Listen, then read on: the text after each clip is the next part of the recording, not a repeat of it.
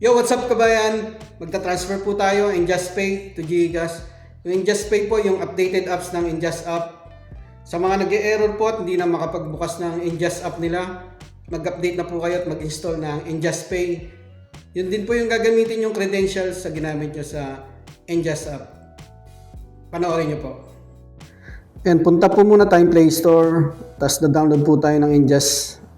Search nyo lang InJust, ayun yung una nilang app. Ito yung InJustPay. Install nyo lang po yan. Once na na-install nyo na, lagi na po kayo. Kung ano po yung ginamit yung passcode dati sa InJust app nyo, yun din. Yan, naglagay din ako ng biometrics ko. Yan, may laman po siyang 94. Magta-transfer po tayo sa GCash. Swipe up nyo po yan. Ayun mga kabayan, nasa comment section po at nasa YouTube yung full video nito. Paki-check na lang.